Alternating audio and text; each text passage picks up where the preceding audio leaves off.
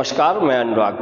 दिल्ली में भड़के सिख दंगों के मामलों में से एक महत्वपूर्ण मामले में अब फैसले की घड़ी आ गई है और इस मामले में मुख्य आरोपी बनाए गए कांग्रेस नेता सज्जन कुमार 41 साल बाद दोषी करार दिए गए हैं और 18 फरवरी को उनको कितनी सजा दी जाए इस पर कोर्ट फैसला सुनाएगी। मामला सिख दंगों के दौरान 2 सिखों की हत्या से जुड़ा हुआ है। इस मामले में सज्जन कुमार को उम्र कैद से लेकर फांसी तक की सजा हो सकती है, ऐसा बताया जा रहा है। करीब 41 साल बाद राउज एवेन्यू कोर्ट ने बुधवार को पूर्व कांग्रेस सांसद सज्जन कुमार को सिख दंगों के दौरान 2 सिखों की हत्या के मामले में दोषी माना है। इससे पहले दिसंबर 2018 में दिल्ली हाई कोर्ट की डबल बेंच ने एक अन्य मामले में सज्जन कुमार को दोषी मानकर उम्र कैद की सजा सुनाई थी। उन्हें हिंसा कराने और दंगा भड़काने का दोषी पाया गया था। वे पहले से ही तिहाड़ जेल में इसकी सजा काट रहे हैं। 1 नवंबर 1984 को सरस्वती विहार में भीड़ ने जसवंत सिंह और तरणदीप सिंह की हत्या कर दी थी। पंजाबी बाग पुलिस स्टेशन में सज्जन कुमार के खिलाफ केस दर्ज किया गया था। इसके बाद 16 दिसंबर 2021 को पुलिस जांच को ध्यान में रखते हुए कोर्ट ने सज्जन के खिलाफ आरोप तय किए थे। इस दौरान पीड़ित के वकील ने दलील दी थी कि बड़ी भीड़ खतरनाक हथियार लेकर सरस्वती विहार में घुसी। उन्होंने लूटपाट, आगजनी और तोड़फोड़ शुरू कर दी थी। वे सिखों की संपत्ति पर हमला कर रहे थे।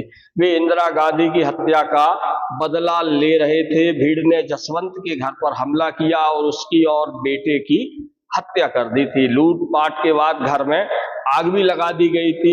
इसके बाद स्पेशल जज कावेरी बावेजा ने फैसला सुनाते हुए कहा कि इस बात के पर्याप्त सबूत है कि सज्जन कुमार न केवल भीड़ में शामिल थे बल्कि भीड़ की अगुवाई भी कर रहे थे। वहीं 31 जनवरी 2025 को हुई सुनवाई में राउज एवेन्यू कोर्ट ने सज्जन पर फैसला टाल दिया था। इसके पहले 8 जनवरी और 16 दिसंबर 2024 को भी फैसला टाला गया था। दिसंबर 2021 को कांग्रेस नेता सज्जन कुमार ने मामले में खुद को निर्दोष बताकर ट्रायल का सामना करने की बात कही थी। ट्रायल में सज्जन कुमार को दोषी माना गया था। इसके बाद उनके खिलाफ आरोप तय करने का आदेश दिया गया था। दरअसल पूरा मामला क्या है ये हम आपको बताते हैं। नई दिल्ली के सुल्तानपुरी इलाके में 1984 के सिख दंगों के दौरान 3 लोगों की हत्या हुई थी। दंगे में सीबीआई की एक अहम गवाह चाम कौर ने आरोप लगाया था कि सज्जन भीड़ को भड़का रहे थे। दिल्ली हाई कोर्ट ने 17 दिसंबर 2018 को सज्जन कुमार को उम्र कैद की सजा सुनाई थी। दरअसल 1984 के सिख विरोधी दंगों के बाद दिल्ली में 5 सिखों की हत्या और एक धार्मिक स्थल को जला दिया गया था। इसी केस में सज्जन कुमार को दोषी पाया गया था और उन्हें सजा सुनाई गई।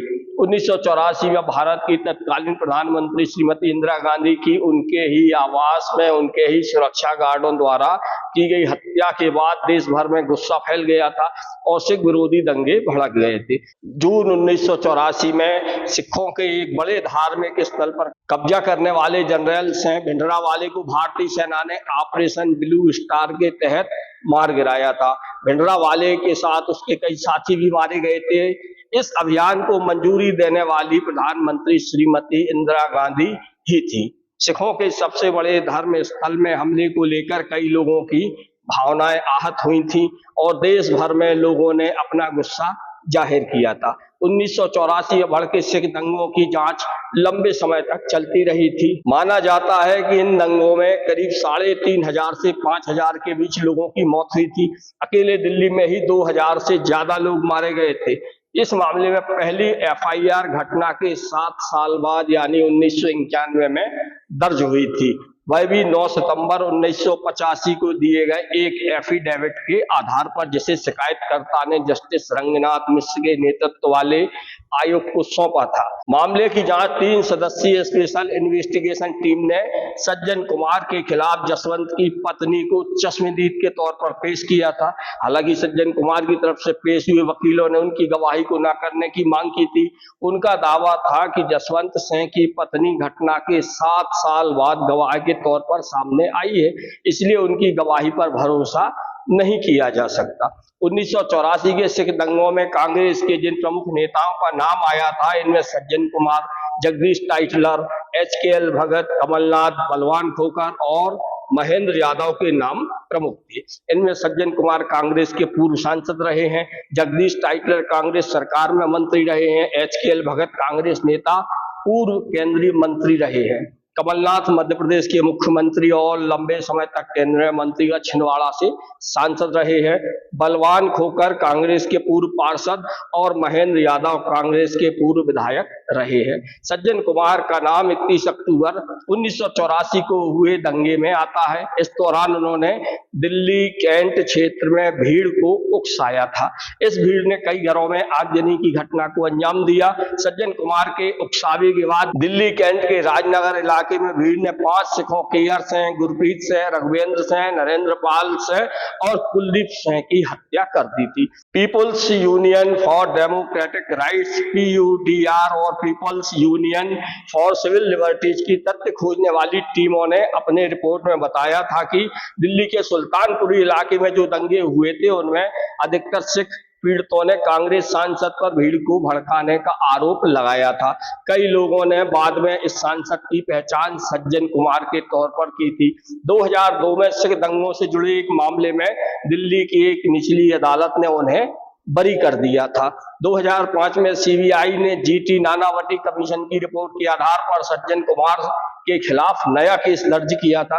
2010 में इस मामले पर दिल्ली की कलकलदुमा अदालत में सुनवाई हुई। इस मामले में बलवान खोकर, महेंद्र यादव, महासिंह समेत कई और को आरोपी बनाया गया। 2013 में कोर्ट ने सज्जन कुमार को इस मामले में बरी कर दिया था। हालांकि मामले में 5 लोगों को दोषी करार दिया और उन्हें सजा भी सुनाई गई थी। सज्जन कुमार को 2018 में इन दंगों के मामले में उम्र कैद की सजा सुनाई गई थी और 2025 में अब दूसरे मामलों में दोषी करार दिया गया है, जबकि जगदीश टाइटलर आरोपों से बरी कर दिया गया था। कुछ नए सबूतों की वजह से कुछ केस फिर से खुले हैं। HKL भगत के खिलाफ दोष सिद्धि नहीं हो पाई थी और 2005 में उनका निधन हो गया था, जबकि कमलनाथ के खिलाफ सबूत के अभाव में आज तक कोई आरोप तय नहीं हो पाया है। बलवान खोकर को 2013 में उम्र कैद की सजा मिली, जबकि कांग्रेस के पूर्व विधायक महेंद्र यादव को 2018 में 10 साल कैद की सजा मिली थी और 2021 में उनका निधन हो गया था।